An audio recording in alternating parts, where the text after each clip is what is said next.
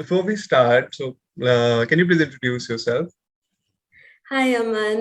Okay, so my name is Anjali Jain, and I'm a master's student in the Medical Genomics program at the University of Toronto. And I'm very happy to share my experiences with you all today. So the first question that students come across is like, how does one decide in which college they should apply? Okay, so that's a great question. So first of all, there's a distinction between colleges and universities when it comes to Canada.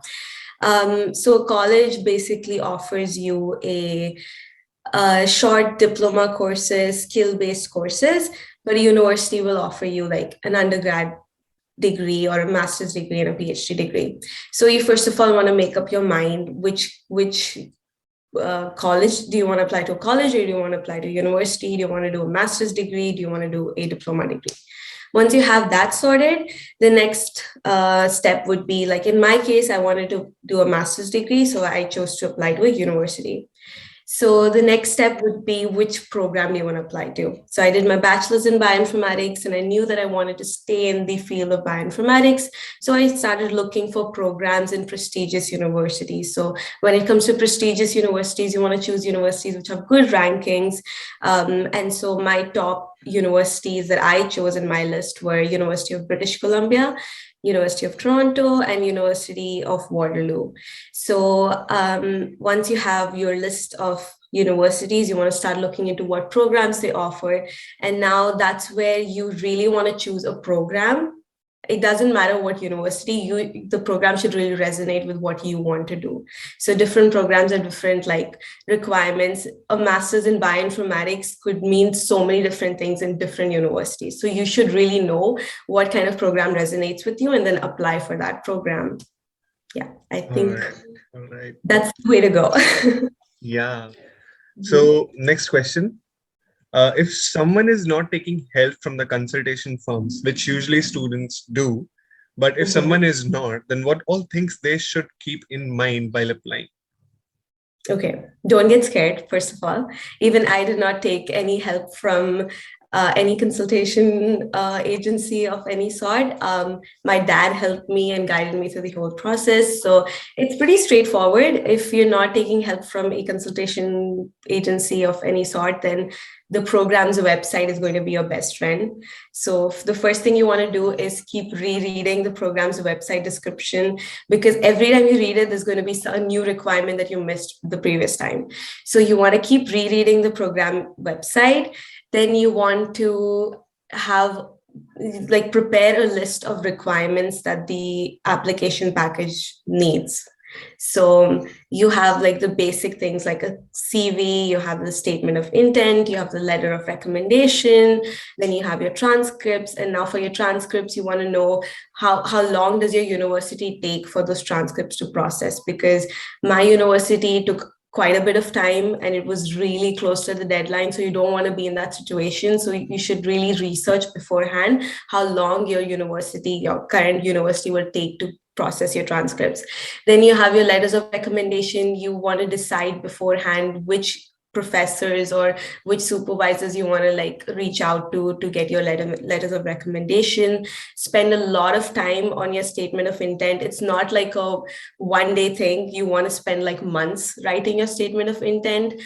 You really want to give it out to people, those friends or your family members, to read your letter of intent and really give it to them and ask them for their most brutal feedback, because you want to submit a SOP that is perfect to your program, right? You want to get selected. So really ask for a lot of feedback.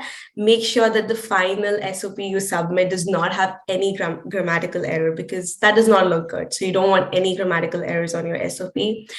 And the most important thing is to be on track for your deadlines. Like, you do not want to wait till the last day to finish your application package. So know your deadlines and really try to finish it at least 2 weeks before the deadline. Like, that should be like the limit. Like, don't push it to the last day.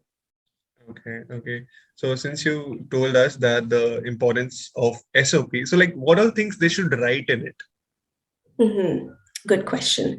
So usually on the program website, they do mention what they want, what they're looking for in a statement of intent.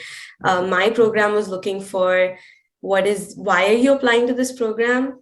What are your interests? How have your experiences prepared you for this program? And what are your goals? So you really want to start with what you're doing currently, why this program excites you, what are your goals, and then really highlight your top two experiences. So you don't want your letter of intent to be like a 4 or 5 page essay. You just want it to be like a 2 page thing, but really highlight your skills in the most concise way possible and use your experiences to highlight your skills. Yeah. Okay. And while applying to different colleges, did you submit the same SOP or different SOP for different college? Never make that mistake. Okay, always submit different SOPs for different programs, because like I said before, even if the program is masters in bioinformatics, it can mean very different things for different universities. So you really want to tailor your SOPs to your program. Go through the program's website, try to understand what their principles and values are, and highlight those principles and values in your SOP. So just tailor it to different programs. And yeah. So in your SOP, or I should say profile, what is your strongest point? And if you were to state the reason for your selection, what could that be? Good question. I don't know if there's one particular reason why I was selected.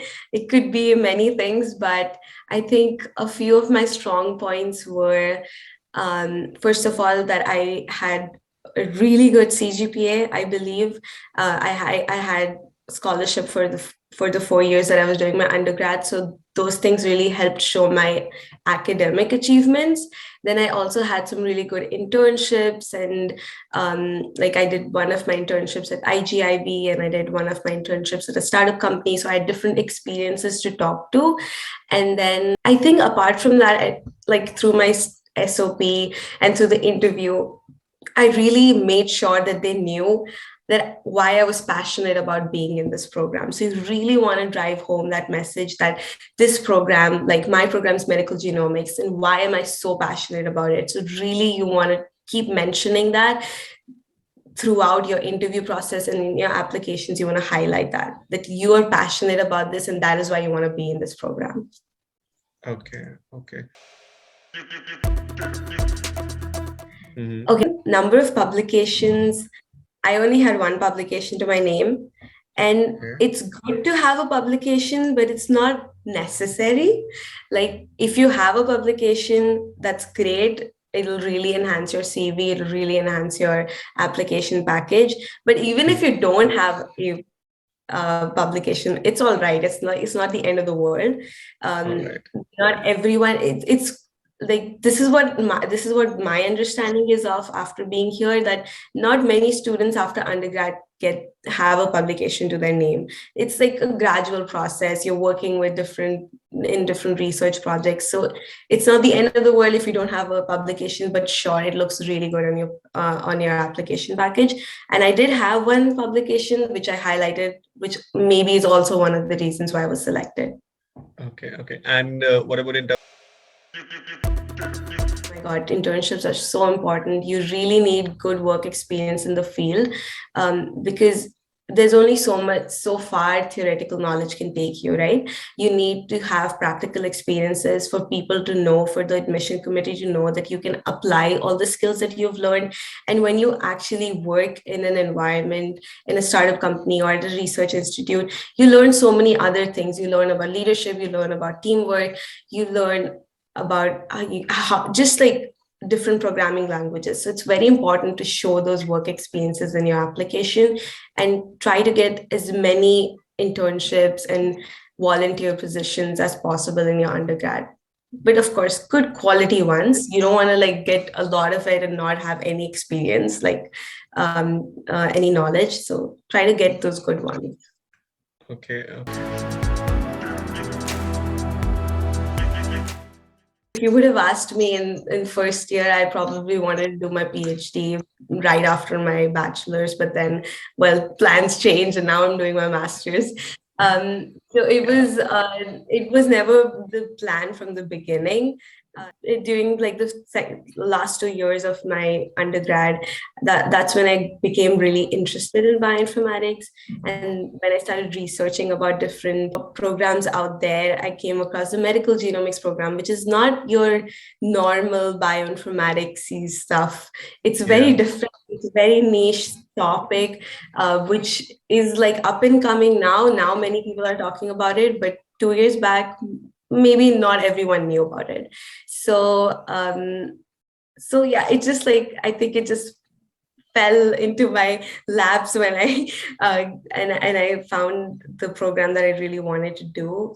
But yeah, I just got lucky, I feel.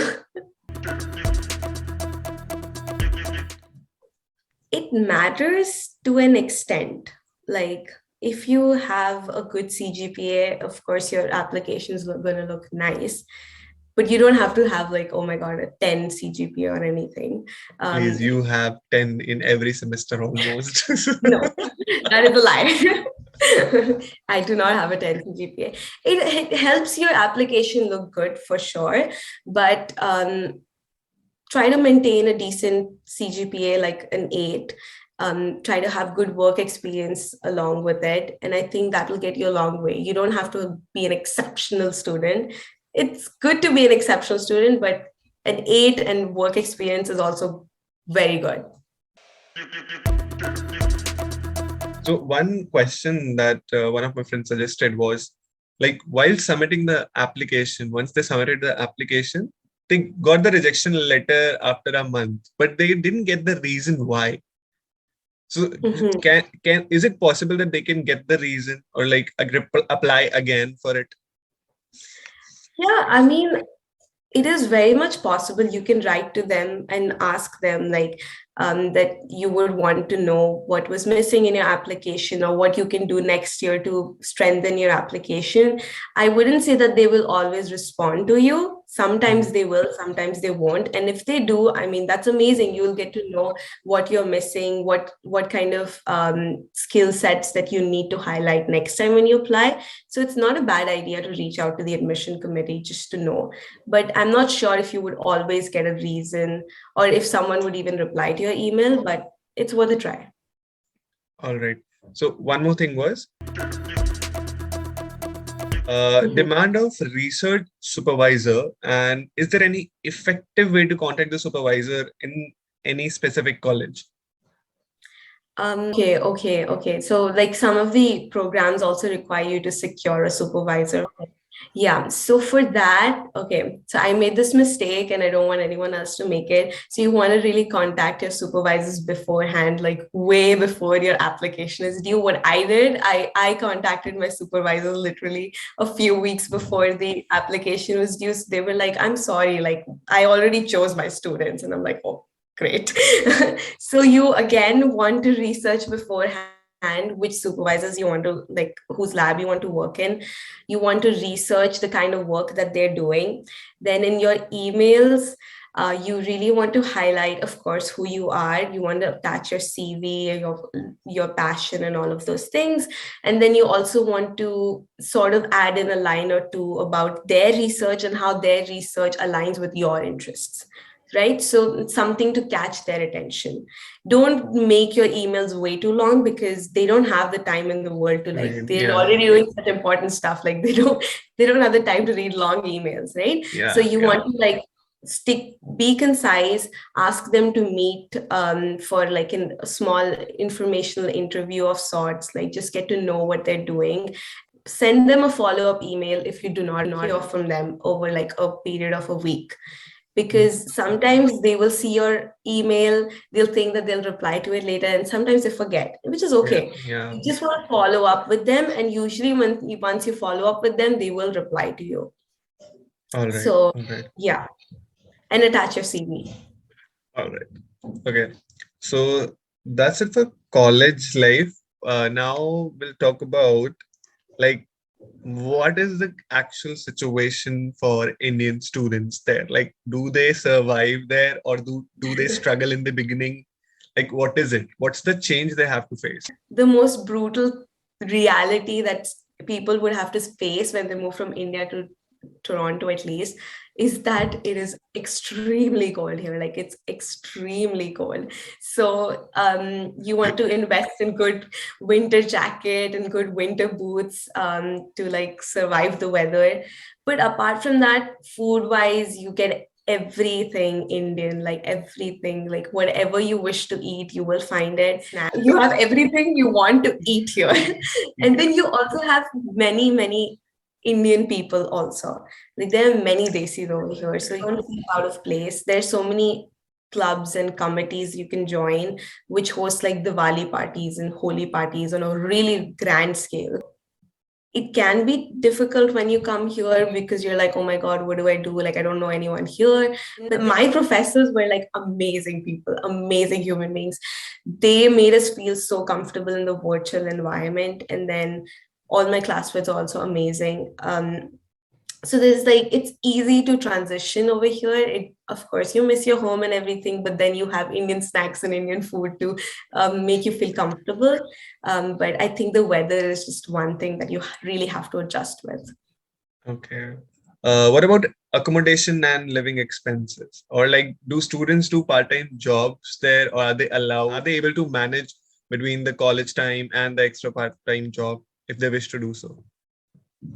So there are many part-time jobs that you can do on campus itself. So they have various like work study programs. So you basically they have a whole portal where they will post those job postings. So you can either do like a teaching assistant role, and I don't know exactly what the pay is, but it's a good amount of pay. It's like I think $15 to $20 per hour, and you work about 10 hours a day or something like that. So there are many opportunities for you to work and study. Of course, you'll have to do the time management on your end because it can get tricky over here. The style of teaching and the style of learning is very different from what we have been doing in India, or at least in Amity. So it can be a bit of a transition when you're doing your master's here or even your undergrad, because the style of learning and teaching is completely different. So it can take a bit of a time for you to just adjust to that. So I wouldn't say that it's as soon as you land to Toronto, you'll be able to get like do your studies and also get a job at the same time, because there's a bit of a transition period, but it is doable. You can do a job and you like a part-time job, and you can also study. And in terms of accommodation, you have like campus residences, like hostels available. I'm not too sure what exactly is the cost involved, but I was looking at the University of Toronto website, official website, and they said like anywhere between $8,000 to $15,000 per year could be your accommodation, your meals, and everything when you're staying on campus. And if you're staying off campus, it could be anywhere around 15,000 or more. So that depends on the kind of location you're living, where you're living, and what kind of food you're eating and everything. So it varies, but that's around 8,000 to 1,500 or 15,000. Yeah. Okay. So one special thing that you would like to mention before we wind up this session. That I would like to mention. Choose a program that you're really passionate about. You don't want to be stuck in something that you don't really enjoy in an unknown country. So really spend your time, research the kind of program that you want to do, why you want to do, and just researching about these whys and why I want to do this and why I want to be here will really help your application package as well. If you're passionate about it, it'll reflect in your application, and when you come here, you're going to enjoy the whole process. So really spend your time. And I know it's like you're a student, you're like you want to enjoy your final year at university, but spend some time on this also, because it's very important and it'll be worth it. Like once you come to Canada or any other country that you decide to go, it'll be so much easier if you're doing something you like. Okay. One more thing that hit my head was like, does gap year matters? Like, if a student is graduated in 2022, but they're applying for 2023 applications, and in this gap year, all they did was internship for like 6 months, and that later 6 months is empty. What is it? Well, I can't say exactly how it would impact your application, but it all what matters the most is how you present it. So if you show them, well, yes, for 6 months I did this internship, but the other 6 months I wasn't employed, but I did do this, like I did these certification courses to enhance my skill set. I didn't just like sit at home and do nothing. You need to really show them that you were, even in those 6 months, you were doing something to up your skills, right? So you want to, it's just the way you present your gap year to them. If they feel like you have the skill set, they will definitely like accept your application and interview you and everything. But it's just how you present it. Like, just don't say that, "Oh, I didn't do anything." Okay, okay. Okay, so the one thing that I really had, the habit that I really had to develop once I came here was to read research papers. And I know we do that even now when you're doing an undergraduate degree at in any university in India. But what you really want to develop the habit is to read those research papers very critically, try to understand the ins and outs of it. Why are they doing this research? What's going on? Really analyze and break apart the different plots and graphs that they have in there, because it is such a big part of a master's degree over here. You're going to get readings for every lecture, and for every lecture you're going to have like 3 4 research papers that you're going to have to read and prepare and be prepared to discuss in class. Like you wouldn't just all the things that you learn in your master's degree, none of that would be available on Google. So all you're going to have to do is rely on Google Scholar and all of these research papers. So really develop the habit of reading a research paper. And different people have different ways of reading through it. Some people would just read the abstract, the introduction, the conclusion, and they know everything about the paper. Some people need to read the methods as well. So once you like start reading, develop the habit of reading these research papers, you would know what suits you best and how you understand the paper the best. So try to develop that habit. It's so important. All right. All right. All right. Thank you so much. Thank you so much for doing this session. And I can't thank you enough. But yeah, thank you so much. Thank you for having me. Yeah.